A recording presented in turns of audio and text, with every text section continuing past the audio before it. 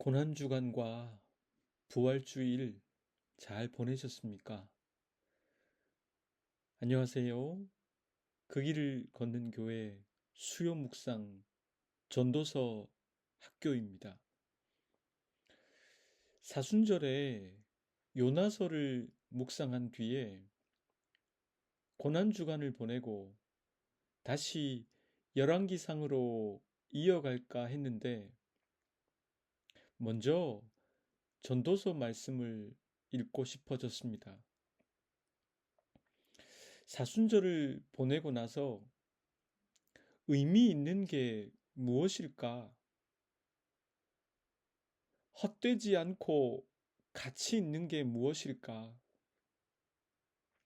우리네 삶 속에서 모든 것을 다 붙잡을 수 없기에 이것만은 붙잡아야 하는 것이 무엇일까? 이런 질문들에 대해서 알아가 보고 싶었기 때문입니다. 전도서는 잠언과 함께 예루살렘 성전 학교의 교과서로 쓰였을 것입니다. 그래서 잠언을 묵상할 때 잠언 학교라고 이름을 명명했던 것처럼 전도서 학교로 명명하고 함께 12주 동안 전도서를 연구해 보겠습니다. 우선 전도서 1장의 말씀을 제가 공동 번역 성경으로 읽겠습니다. 다윗의 아들로서 예루살렘의 왕이었던 설교자의 말이다. 헛되고 헛되다. 설교자는 말한다. 헛되고 헛되다. 세상 만사 헛되다.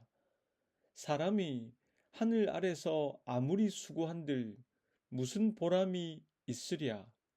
한 세대가 가면 또 한 세대가 오지만 이 땅은 영원히 그대로이다. 떴다 지는 해는 다시 떴던 곳으로 숨가삐 가고 남쪽으로 불어갔다 북쪽으로 돌아오는 바람은 돌고 돌아 제자리로 돌아온다. 모든 강이 바다로 흘러드는데 바다는 넘치는 일이 없구나.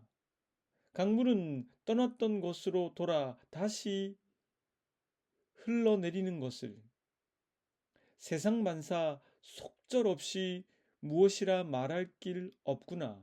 아무리 보아도 보고 싶은 대로 보는 수가 없고 아무리 들어도 듣고 싶은 대로 듣는 수가 없다. 지금 있는 것은 언젠가 있었던 것이요. 지금 생긴 일은 언젠가 있었던 일이라. 하늘 아래 새 것이 있을 리 없다. 보아라, 여기 새 것이 있구나 하더라도 믿지 말라. 그런 일은 우리가 나기 오래전에 이미 있었던 일이다.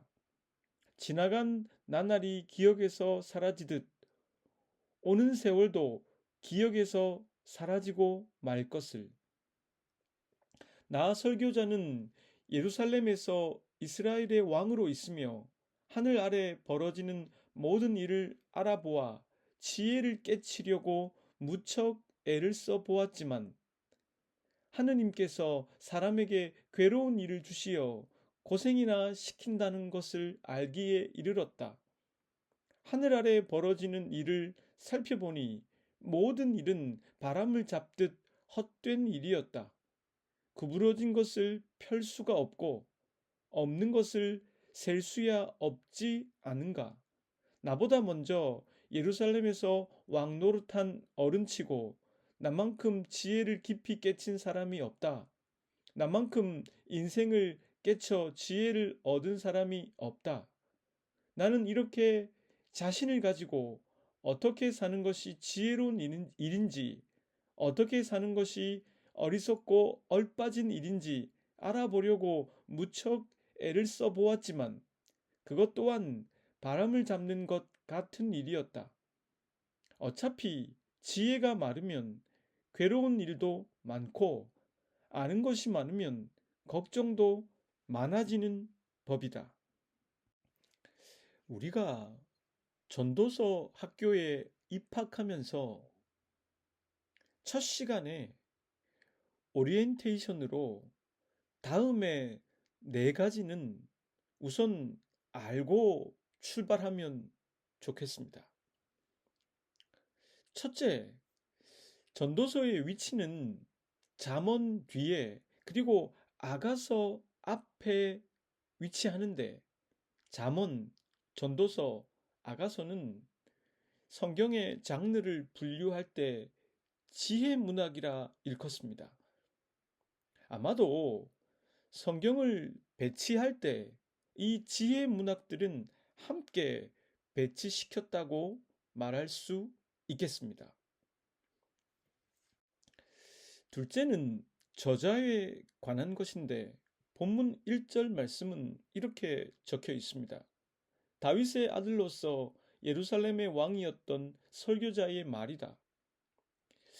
이것에서 저자가 설교자임을 알 수 있습니다. 설교자라고 번역한 히브리어 코헬렛이란 단어는 전도자 혹은 설교자로 옮길 수가 있는데 이 단어는 사람을 집회에 모으다 라는 표현에서 파생된 것입니다. 즉, 모임에서 사람들을 가르치는 교사 혹은 설교자를 지칭하는 말입니다. 그럼 여기서 이 코헬렛이 누구인가 하는 질문을 던지게 되는데 과거에는 솔로몬이라는 생각이 지배적이었습니다. 근데 최근의 연구에 의해서 솔로몬이 아닐지도 모른다는 견해가 대두되고 있는 상황입니다. 본문 1절에서 다윗의 아들로서라는 말 때문에 솔로몬이라고 생각했던 견해가 많았는데 그렇게만 결론 짓고 가기에는 무리가 되는 증거들이 속속 연구를 통해 밝혀지고 있기 때문입니다. 몇 가지 한번 말씀드려 보면 전도서에 사용된 히브리어는 다윗과 솔로몬 시대에 사용된 히브리어와 사뭇 거리가 있기 때문입니다. 전도서에는 아람어에서 들어온 외래어와 페르시아에서 유입된 외래어가 함께 혼용되고 있습니다. 이것은 이 전도서가 다윗과 솔로몬 시대에 사용된 히브리어로 적혀진 그 시대적인 상황이 아니라는 것을 말해주는 단서라는 것입니다. 다음으로는 본문 16절에 관한 것입니다. 16절 말씀을 개역 개정 성경으로 제가 읽어보겠습니다. 내가 내 마음속으로 말하여 이르기를 보라 내가 크게 되고 지혜를 더 많이 얻었으므로 나보다 먼저 예루살렘에 있던 모든 사람들보다 낫다 하였나니 내 마음이 지혜와 지식을 많이 만나 보았음이로다. 여기서 나보다 먼저 예루살렘에 있던 모든 사람들보다 낫다 라는 표현이 등장하는데 이것은 모든 사람들을 뜻하는 게 아니라 다윗 왕조를 표현하는 것이라고 보는 견해가 많습니다.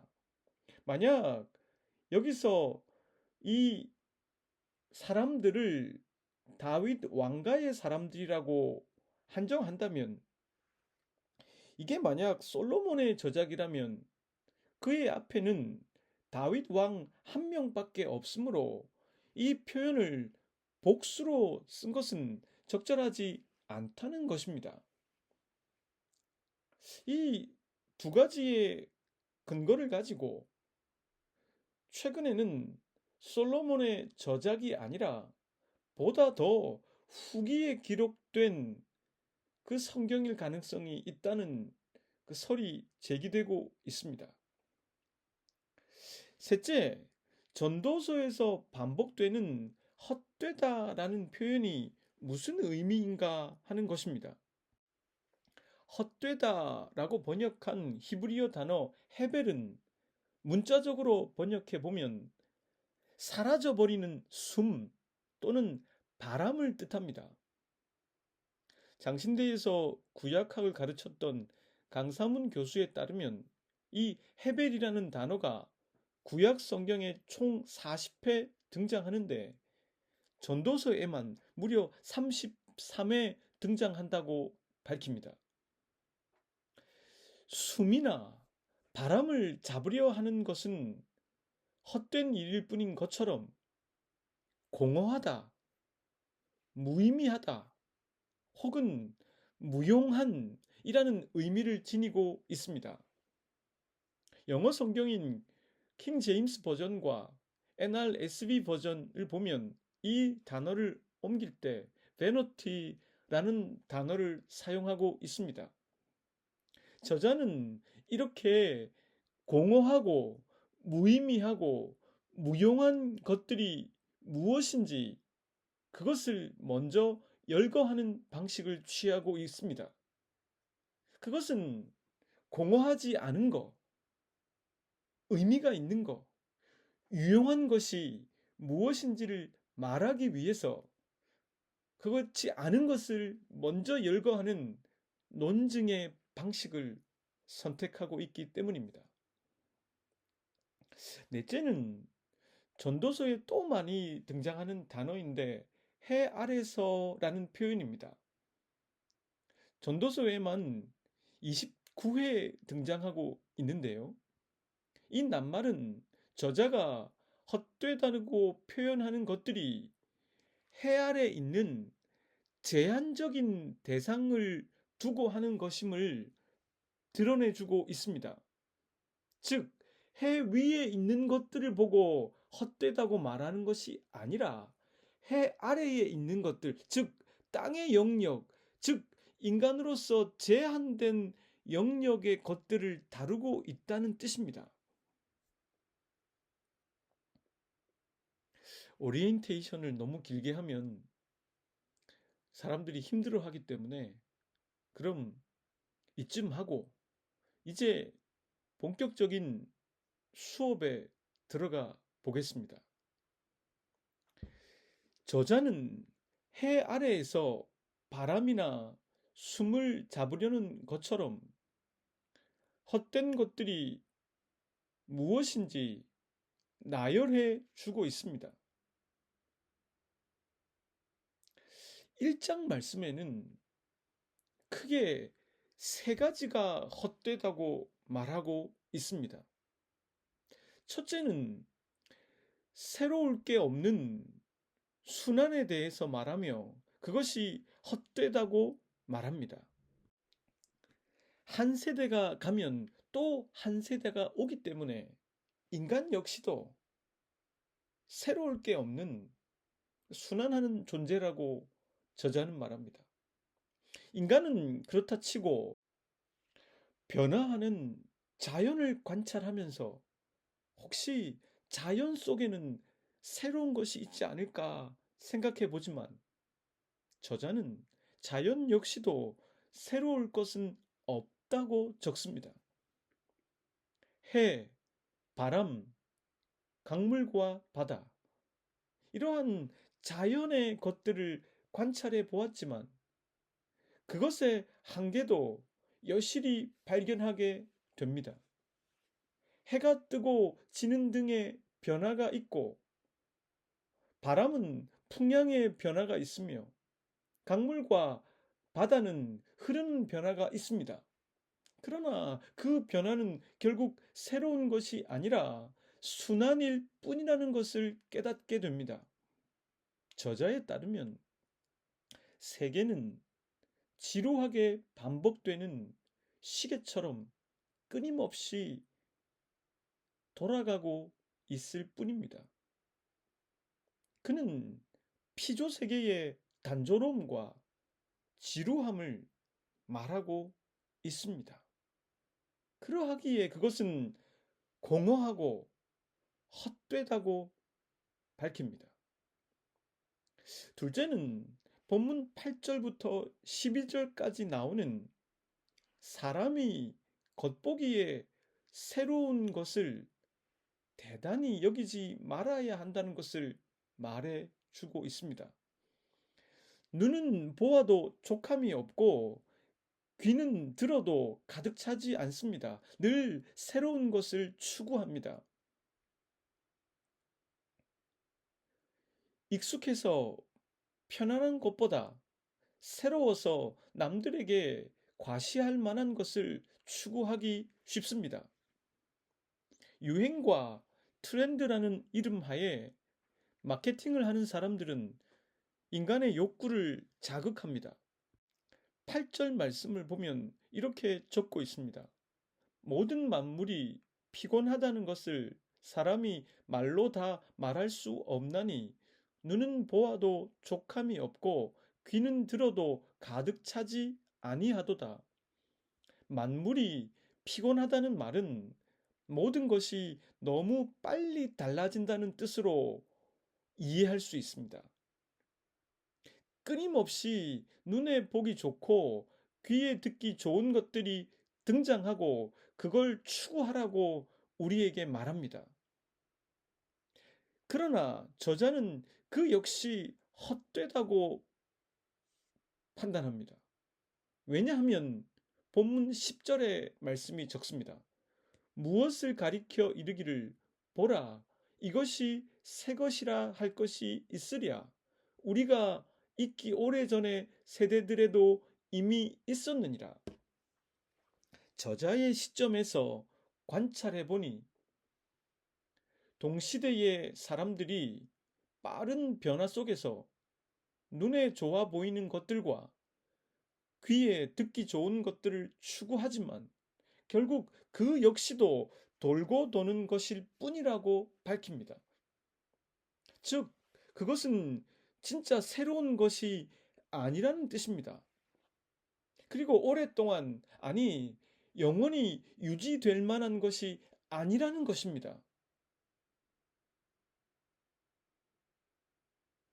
그것에 따라 인생을 살아가는 것은 헛되고 헛될 뿐이라는 것입니다. 좀 더 해석을 해보면 그것에 따라 내 인생을 살아가는 것은 소모적일 수밖에 없다는 말입니다. 셋째로 저자는 인간이 지닌 생각할 수 있는 능력에 대해서 말합니다. 본문 12절과 13절 말씀은 다음과 같습니다.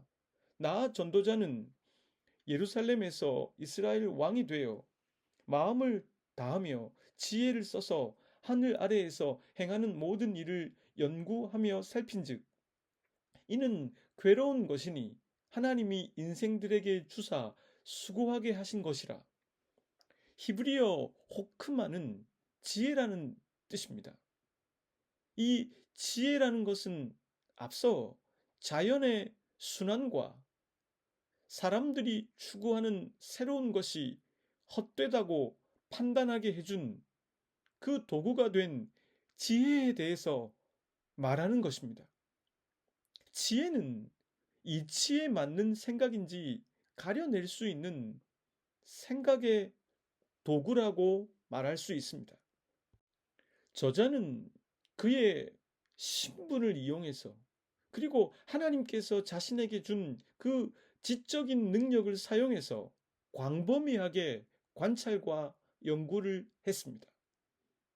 이 세상의 현상과 통일된 법칙과 방식을 이해하려고 노력했습니다. 그는 이 작업을 주도할 수 있는 신분을 갖고 있었습니다. 그는 이 세상 모든 것에 존재하는 본질을 파악하기 위해 애를 써 보았습니다. 그런 그가 내린 결론은 15절과 18절 말씀에 이렇게 기록되어 있습니다. 구부러진 것도 곱게 할 수 없고 모자란 것도 셀 수 없도다.